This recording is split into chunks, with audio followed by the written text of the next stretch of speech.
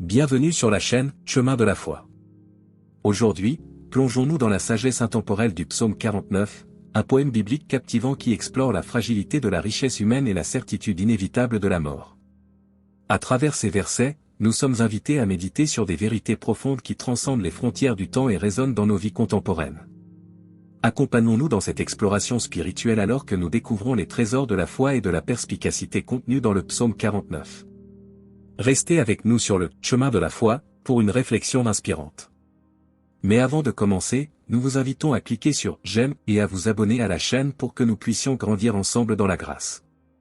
Le psaume 49 est un texte biblique profond qui offre une méditation perspicace sur la nature éphémère de la richesse humaine et la certitude inévitable de la mort.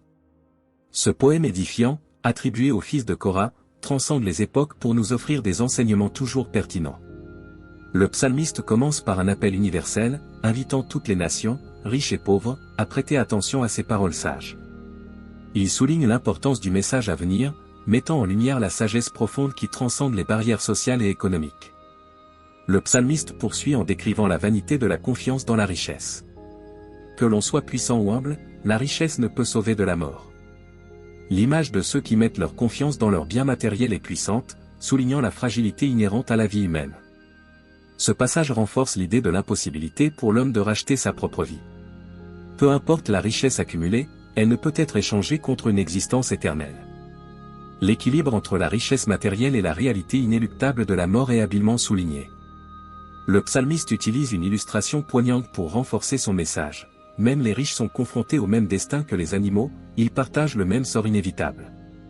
Cette perspective transcende les distinctions sociales et rappelle la fragilité commune de la condition humaine. Les versets suivants mettent en garde contre l'attachement excessif aux richesses, soulignant que rien de ce que l'on accumule ne peut être emporté au-delà de la tombe. La question rhétorique, quand il mourra, emportera-t-il tout, résonne puissamment, invitant à la réflexion sur les véritables priorités de la vie. La conclusion du psaume offre une lueur d'espoir. Bien que la richesse terrestre puisse échouer, la confiance en Dieu demeure inébranlable.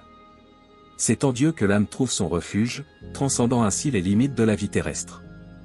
En conclusion, le psaume 49 offre une méditation intemporelle sur la fragilité de la richesse humaine et la certitude de la mort. Il invite chacun, qu'il soit riche ou pauvre, à réfléchir sur les véritables valeurs de la vie et à placer sa confiance en quelque chose de plus durable que les biens matériels. Ce message, universel et profondément spirituel, résonne à travers les siècles, offrant une sagesse précieuse à tous ceux qui sont prêts à l'entendre. Maintenant, nous allons prier. Seigneur, Dieu Tout-Puissant, nous nous tournons vers toi avec humilité et reconnaissance. Nous contemplons les paroles sages du psaume 49, un psaume qui transcende le temps et qui offre une méditation profonde sur la nature éphémère de la richesse humaine et la certitude inévitable de la mort. Nous commençons cette prière en élevant nos cœurs vers toi, implorant ta sagesse et ton discernement. Nous reconnaissons, ô Seigneur, que la richesse de ce monde est fugace, que même les plus puissants ne peuvent échapper au destin commun à toute l'humanité. Dans la méditation du psaume 49, nous entendons l'appel universel à l'écoute. Que nos cœurs soient ouverts à la sagesse divine qui transcende les frontières et les distinctions sociales. Apprends-nous, ô Dieu, à prêter attention à ce qui est réellement important dans la vie. Nous méditons sur la vanité de la confiance dans la richesse, sur la futilité de s'attacher aux biens matériels. Accorde-nous, Seigneur, la grâce de mettre notre confiance en toi plutôt qu'en des trésors terrestres qui se faneront et disparaîtront.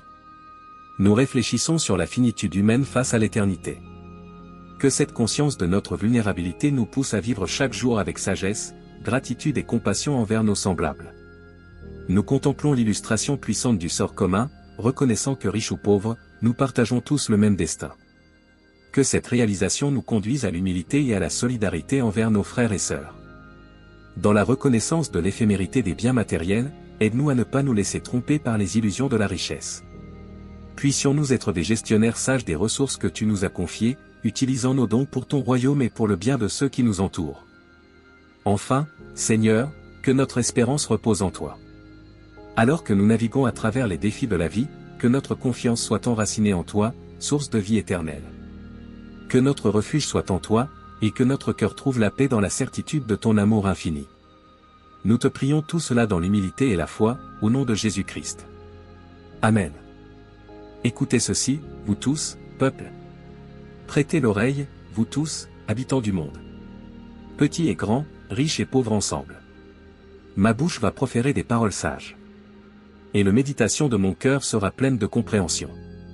Je prêterai l'oreille aux sentences énigmatiques. J'ouvrirai mon énigme au son de la harpe.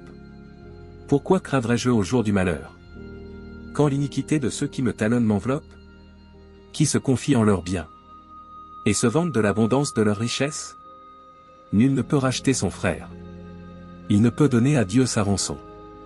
Le rachat de leur âme est cher. Et il est à jamais insuffisant.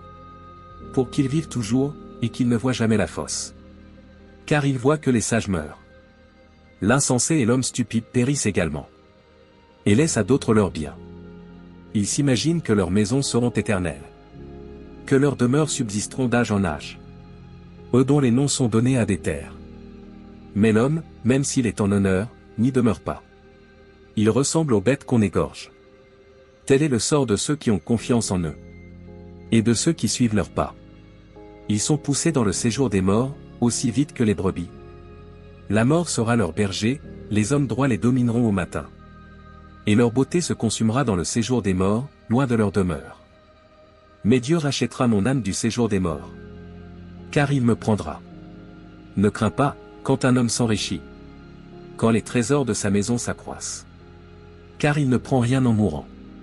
Son honneur ne descend pas après lui. Il ne faut pas craindre un homme puissant. Ainsi soit-il riche, l'homme injuste. Car il ne prend rien en mourant. Son honneur ne descend pas après lui. Bien que dans sa vie il se félicitât. On te louera, parce que tu te fais du bien. On ira néanmoins rejoindre la génération de ses pères. Qui ne verront jamais la lumière. L'homme, même s'il est en honneur, n'a pas d'intelligence.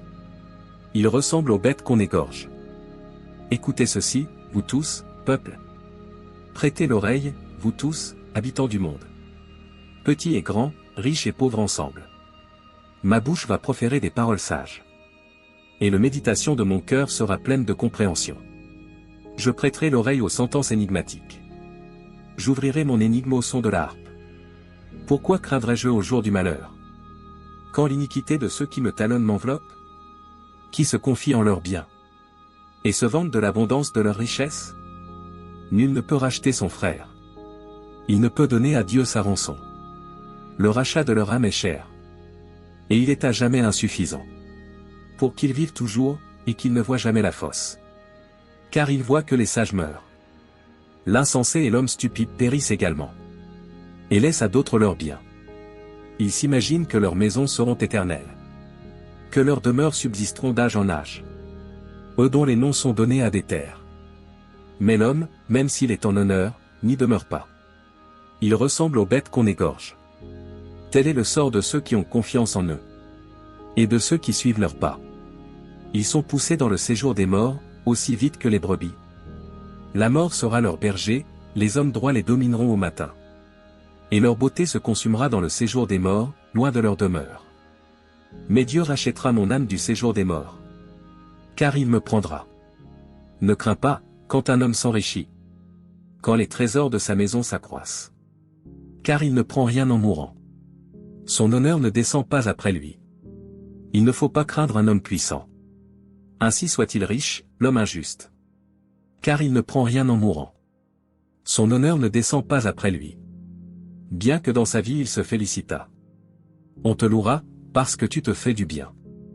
On ira néanmoins rejoindre la génération de ses pères. Qui ne verront jamais la lumière.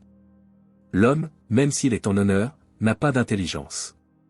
Il ressemble aux bêtes qu'on égorge. Que la paix de notre Sauveur Jésus-Christ soit avec tous ceux qui ont regardé cette vidéo. N'hésitez pas à laisser votre demande de prière dans les commentaires, ce sera un plaisir d'intercéder ensemble devant Dieu. Si cela vous a plu, mettez un j'aime, abonnez-vous à la chaîne et partagez avec ceux que vous aimez. À bientôt.